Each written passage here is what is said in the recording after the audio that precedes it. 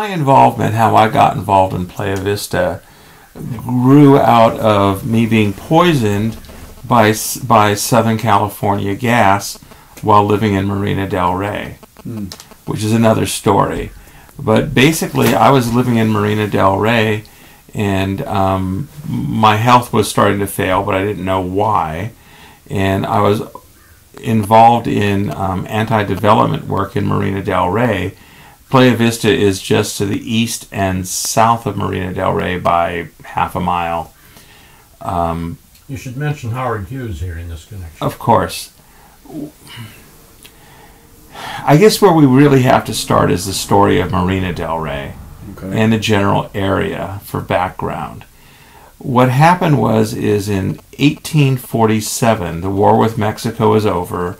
All lands of California ceded into the United States of America. In 1850, we become a state, and they recognized the Treaty of Guadalupe Hidalgo that recognizes all the old Spanish land grants. This is important because Marina del Rey and Playa del Rey would be built in the La Bayona land grants. Okay. Now, in 1850, when we became a state, most of what is Marina del Rey and Playa Vista today was the mouth of the LA riverbed, and it was basically submerged tidelands, which under U.S. land law and English land law, where ours come from, cannot be privately owned. But under Spanish land law, you can own submerged tidelands. So what happened with Marina del Rey was in about 1870, the Los Angeles riverbed jumped its banks and it went south to LA Harbor, leaving behind basically Mud Lake or Lake Washington, where Marina del Rey would be built, otherwise known as the Playa del Rey Inlet in Venice, California. And then there were tidelands and wetlands all the way to La Cienega. La Cienega is Spanish for the swamp. I mean, it was all swampland. I mean, 90+% of all the wetlands in this state have been filled in. So what happened is in about 1920, the county of Los Angeles. Well, no, back up a second. In the 1920s, they discovered oil and gas in Playa del Rey and Venice, and they drilled over 320 wells into the formation. The formation was about 53 to 5,800 feet underground. Wow. So the way an oil field works is, that a lot of people don't understand, is you have this porous rock that holds oil and gas. And then the geology is built up like a giant layer cake. And one layer, called the schist layer, is fairly impervious to gas or oil leaking out. Nowadays, they can find oil by walking around, because if they see parts per billion at the surface, they know it's coming from somewhere. But back then, they drilled for it, or sometimes it was leaking to the surface, like the La Brea tar pits, or where they built the Belmont Learning Center. They knew they were going to find oil there because it naturally leaked to the surface, because there was a dome, and it was an outcropping, they called it, and the oil only laid 700 feet under the surface. In Marina del Rey, they started drilling there in the 1920s, and just, you take this giant layer cake of geology, and some of these layers are pretty impervious to the gas coming out, and then you treat it like a piece of Swiss cheese. And once you disrupt the geology to this level, it doesn't really ever seal up again. You can't really ever get it tight, because what they basically do is they'll put down these, they'll drill a hole, I'm not sure how big, maybe 8-10 inches in diameter, and drop a 5-inch pipe down it. And then they'll pump concrete in that annual ring between the concrete, between the geology and the steel drill string. They pump, that annular ring full of cement. And they expect that seal, when these wells repressurize, to hold as much as 2,000 pounds per square inch. So basically what happens is the gas can leak up from the bottom of the well bore, and it can start leaking up around the outside of the drill string and go through these other annular rings and through the broken geology, and it leaks to the surface. I mean, to think that you're going to put a drill bit through a bunch of rock, break it all up to hell, and then squeeze in some cement in and think you can get an airtight seal to hold out 2,000 psi. Anybody that knows to do that is either metal on metal, highly machined with a lot of pressure, or you're dealing with O-rings and all kinds of things to make stuff seal. To think you're going to do that with a few bags of concrete a mile away from where you're sitting, it just ain't ever going to happen. So that's kind of a little bit about the anatomy of a well. So what happened was, in the 1920s, the county of Los Angeles wanted to build Marina del Rey. Well, it was called the Playa del Rey Inlet at Venice, California. So a series of letters started going back between the state of California, the county of Los Angeles, and the War Department. And the federal government was saying things like, well, why do we want to have a marina here? It doesn't serve us any purpose. And the county said, well, it would be good for people that need to hide out from a storm or seek refuge in a storm, put navigational aids up, and they kind of made a case for why there should be a marina there.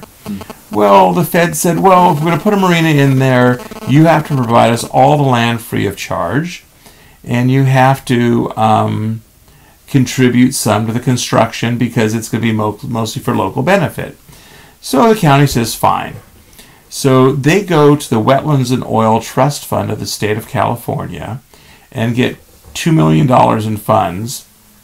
They own about half the land to construct Marina del Rey. They condemn the other half and take it from Howard Hughes. Now, when they took that land from Howard Hughes, this brought it in under the laws of the state of California as public trust tidelands, which means it can only be used for public serving areas. Before, if you were a successor in title to a Spanish land grant, then you could have submerged tidelands and use it for private purposes. Okay. You follow? Yes. Interesting. So now Marina del Rey is public trust tidelands. It's they've taken the land and condemned it and taken it. It was in 1954 that the bill. Now a bill is a proposed law that goes up in front of Congress. When Congress passes it and the president signs it, it then becomes what's called a public law. A bill is a proposed law. A public law is after everybody's passed it. So Marina del Rey would be part of a larger Rivers and Harbors Act in 1954 called Public Law 780 of the 83rd Congress Second Session. And in this document, in this law that's, 40, 50 pages long, it's just one sentence in there that says, to build Marina del Rey in accordance with House Document 389, which was a collection of these letters that basically spelled out what they wanted done there. Does it make sense? So now what happens is the county deeds over all lands necessary to build the project to the federal government. But when they do the deed, they say in the verbiage of the thing that it's to give them all lands necessary for the project. But the meets and bounds, do you understand meets and bounds? No. Meets and bounds are basically, in the old days and still today when they describe property, a boundary would be a boundary line. You start at this point, you go that direction. When you get to that direction, that's a boundary line. When you get that direction, you make a left-hand turn 47.8 degrees. That's a meet, where those two boundary lines meet. And then you proceed in another direction for some number of feet. Or maybe it describes an arc. But generally, it's a number of straight lines, boundary lines, with meets where they meet. And that's how surveying works. It's its own language. It's hard to understand. But when we actually looked at the meets and bounds only describe the harbor entrance and the main channel. Interestingly enough, when we looked at what Congress had authorized the Army Corps to build, it was a large round sailing basin with little marinas around the outside that in no way resembles what the Army Corps built with the county. So not only did they give them metes and bounds that were incorrect, they then set out to build something that wasn't authorized by Congress. Now, the authorizing law that covered this was the Rivers and Harbors Act of 1945, which basically said that if you change the project more than 20% in character or 20% in cost, you need to go back to Congress for reauthorization. Well, they didn't do that. Now, what we recently learned is when Marina del Rey, when they got this deed, where they signed it over to the federal government, the Army Corps of Engineers got a hold of that deed. What they were supposed to do was transmit it to the Bureau of Land Management, who then manages all these properties for the federal government. They never did that. Now, it did go to the what do they call it? General Services Administration, the GSA, the General Services Administration, who recorded that the United States owns this property. And the Army Corps knew they owned it, but it never got transmitted to the agency that officially is supposed to accept the land for the United States. So it's there in the recorder's office in Norwalk. The GSA knows, the Army Corps knows, but nobody ever told the Bureau of Land Management that we own it, and they never formally accepted it for the federal government, although the federal government continues to spend money every few years to dredge it. And the federal government's got a lot of authority there, but they kind of just side-slipped this little step because basically the Army Corps of Destruction was in cahoots with the County of Los Angeles. And what the county wanted to do was reduce the water area in the marina and increase these mole roads so that they could do other land development schemes around this water feature.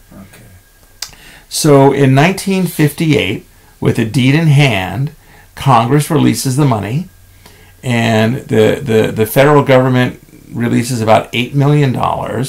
And what the Army Corps did was they come in and do the dredge and the fill. You know, they build the channels, the low ground that's water, and the high ground, and they do the jetties and the navigational aids. The county floated a bond issue back in the late 50s for about $10-11 million, and they were charged in these documents with building the infrastructure, the roads, the slips, all that stuff, and they were to run the project for the benefit. Well, it's owned by the federal government, so the county was put in place to run it on behalf of the federal government, with all money made in the project to stay in the project for the running of the project. Well, in about 1961, the marina officially opened for business, and the way they did it was they got all the dignitaries at one end of the marina, and then the Army Corps took the earthen dam that was blocking the entrance to keep the water out. Oh, I forgot one. This is hilarious. One of the original graders that came in there, they get on their big dozers and they're doing they're cutting the channels and they're excavating the dirt and they're piling it up and they're building the seawalls you see in the marina so that we can have slips and mole roads and things. They kept running into these 16-inch steel pipes and 5-inch steel pipes. And what they were running over as they dug the channel down 15 or 20 feet was old oil wells. Now, these old oil wells have to be abandoned to some regulation at the time through DOGGR, Division of Oil and Gas and Geothermal Resources, which is part of the State Department of Conservation. So these were oil wells from the 1920s? Yes. And they were just running over these old oil wells because what had happened was when they were previously abandoned to, say, maybe in the 40s when the wells started playing themselves out, they started abandoning them. Well, the 1940s abandonment standards were slack. Sometimes they'd kick a few bags of concrete into it or throw an old wooden telephone pole into it, weld a plate over the top, and call it a day. So the wells needed to be, because we're going to build a marina there, the wells should have been abandoned to at least the 1960s standard, but in many cases they just ran right over them. They'd cut the pipes off, weld another plate on the top, and call it a day. So Dogger never came in to exercise regulatory control to properly abandon the wells that Marina del Rey sits on now, and they are leaking. This is underwater today? Yes, these wells are underwater, and they're also underneath buildings. There's a law, an ordinance that says that you cannot put a building within 50 feet of a former oil field casing. That's because if the well leaks, you need to put a drill rig over the top, re-enter it, drill it out, and reseal it.